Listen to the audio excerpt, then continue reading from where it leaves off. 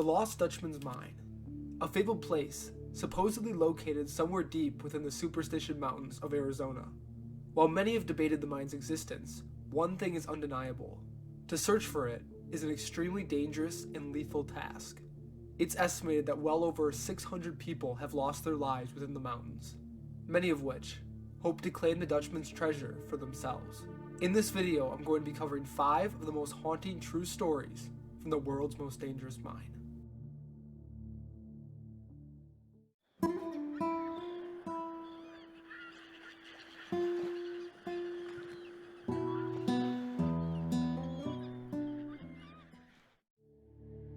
Before I begin with the stories, let's start with a brief history of the mine.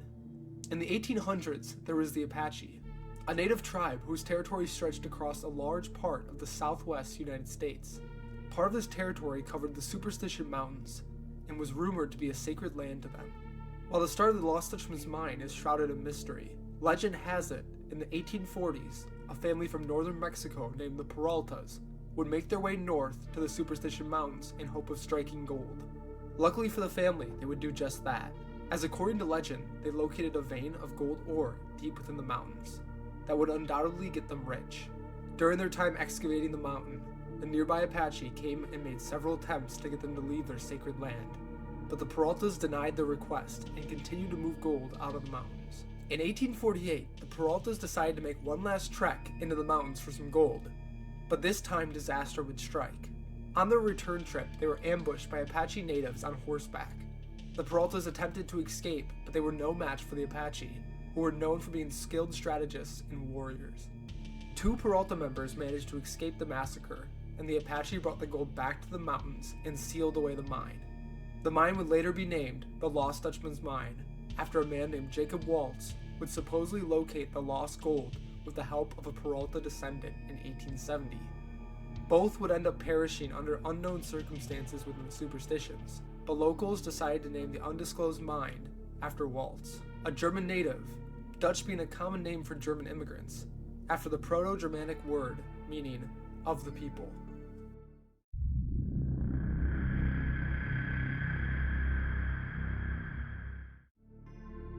Now let's get to some of the stories. If you'd like a more in-depth look at the history of the mine, I have another video on my channel that I'll link in the description below. Jesse Capin was a 35-year-old bellhop at the Sheraton Denver Downtown Hotel. Jesse, like many others, had deep aspirations of one day striking it rich. This eventually led him to the legend of the Lost Dutchman's Mine. To say that Jesse was obsessed with the legend would be an understatement. According to sources, he had read over 100 books about the mine from childhood to adulthood. In the month of November 2009, Jesse Capin would take his obsession to the next level, as he traded for his car for a Jeep and took a month of saved vacation time to trek out to the Superstition Mountains and try his luck at finding it. Capin spent the first few days near the Superstitions gathering supplies and making small treks out into the mountain, then returning to his motel at night. Then, on December 3rd, Capin moved out into the Superstition Mountains and began to camp on the southwest end, in an area known as Tortilla Mountain. From this point on, no one would hear from Capin. He failed to call his mother that night, a promise he made prior to leaving for his trip. As a result, a massive search ensued of the nearby area. Unfortunately, a large storm rolled into the mountains and washed away any footprints that could have led authorities to Capin's location. Years passed, and the thought of ever finding Jesse grew thin. That was until December of 2011, when a hiker would find a paper message in a glass jar on the peak of Tortilla Mountain that read, quote, Colorado Jesse Capin, 12/4/2009. This would reignite the search for Jesse, and a year later, his skeletal remains would be found on an outcrop towards the bottom of a 160-foot cliff, roughly a half a mile away from his camp. It's theorized that the night of the storm on December 3rd, Jesse was out searching for the mine and became hurried as he saw the massive storm brewing on the horizon. In an attempt to get back to his base camp quickly, he made a fatal mistake and slipped off the cliffside to his death. Others have proposed more malicious reasons for his fall and claim that he must have been pushed off the edge. Either way, we'll never truly know what occurred on the peaks of the Superstition Mountains that fateful night, and Jesse Capin's story remains a tragic loss of life.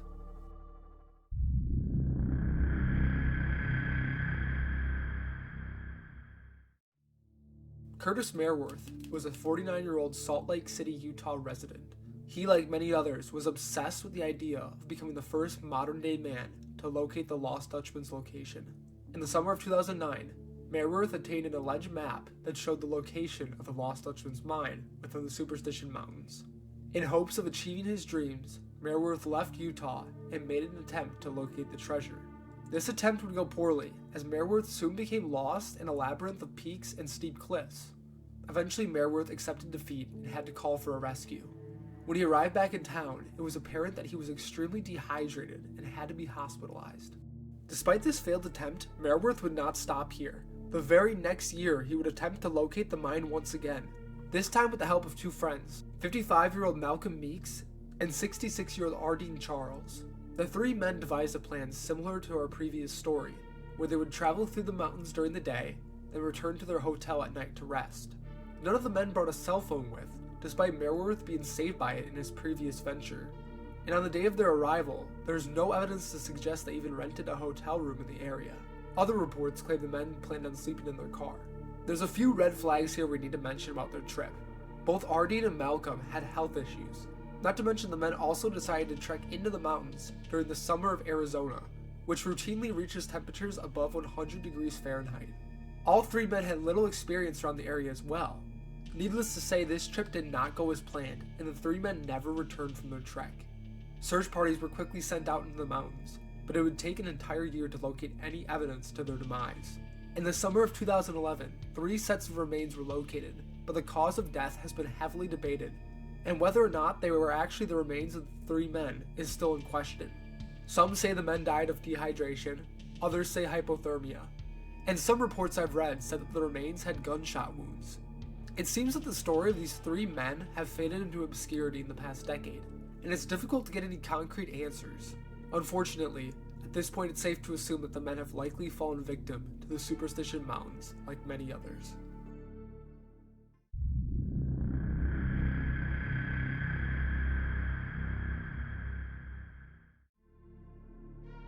Walter Gassler was a professional chef from Berkeley, California in the 1930s. He, like many others, became entranced with the story of the Lost Dutchman's mine. Walter became fascinated after reading up on Adolf Ruth's story, a famous treasure hunter who was shot dead by an unknown assailant in the Superstition Mountains. Walter didn't take this obsession lightly, and in 1934 he moved out to Phoenix, Arizona in hopes of searching the nearby superstitions for the mine.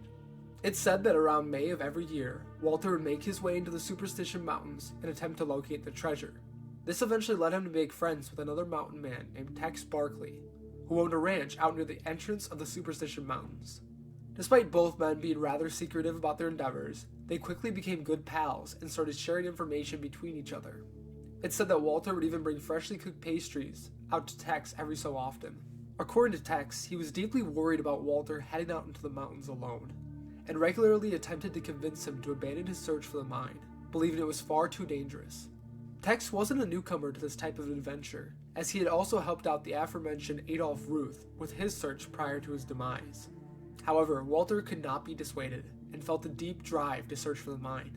Despite Tex's wishes, he continued to search for the treasure for over 50 years. During this time, he became well acquainted with the Attorney General of Arizona, who was a fellow Dutch hunter. The two shared loads of information over time, and Walter always kept him up to date with his findings in the mountain. In 1984, the Attorney General received a call from Walter saying that he had located the Dutchman's mine. Walter urgently told him that he needed to get out here as soon as possible, but due to scheduling conflicts, he could not meet with Walter at that time. This left Walter alone to take up the task for the time being, but several days after his findings, Walter was found dead, propped against a rock. As authorities made their way into the mountain, they located a bag of gold ore near the body. To this very day, no one is quite sure how Walter Gassler died. Some say it was a heart attack, others have proposed foul play. The ore taken from Walter's corpse seems to be an area of interest as well, as some say it was stolen after being brought back to the sheriff's office, and others say a man attempted to steal it after falsely posing as Walter's son.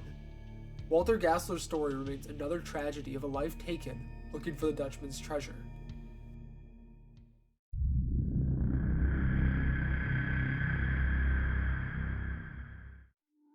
Near the southeastern part of the Superstition Mountains lies a plot of land called JF Ranch, named after John Fraser, who established the ranch in 1891. The ranch itself has a twisted and dark history that is closely knit with the lost Dutchman's mine. In 1892, a boy named Charlie Dobby rode out on horseback to the JF Ranch to help Fraser with gathering some cattle scattered across the mountains.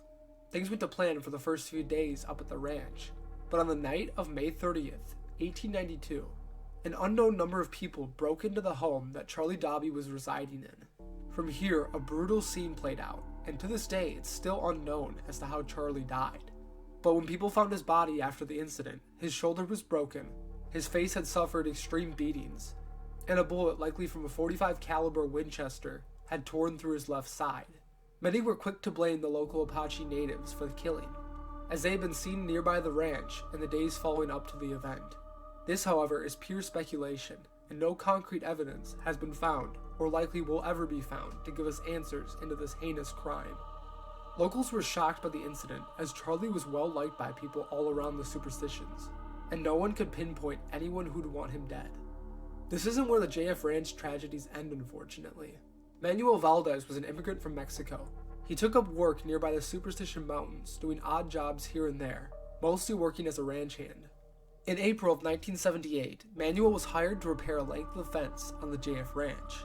For the first 9 or so days, nothing out of the ordinary occurred, as Manuel continued to fix up the fence. But little to Manuel's knowledge, he was being stalked by a malicious group of individuals who watched his every move. The next morning, Manuel stepped out onto the porch of the ranch, and out of nowhere, bullets began to fly. Manuel was killed nearly instantly as rifle bullets riddled his body. The unknown assailants gathered his body and dragged it out to Fraser Canyon, where they buried him and left. If it weren't for Manuel's dog, authorities likely never would have located the body, as they found it lying at the base of his burial site. To this day, we're still not sure who massacred Manuel that fateful day, but some point to the fact that he was reportedly talking about the lost Dutchman's mine in the days leading up to the incident. Some have proposed theories that the unknown assailants likely killed Manuel to keep him from attempting to locate the mine, but this is pure speculation. Some nearby campers informed authorities of 2 suspicious-looking men around the ranch in the days leading up to the incident, and stated that the men seemed to be keeping an eye on the ranch. Did Manuel know too much about the fabled mine? We will likely never know, and Manuel joins the hundreds of other individuals who have lost their lives up in those dreaded mountains.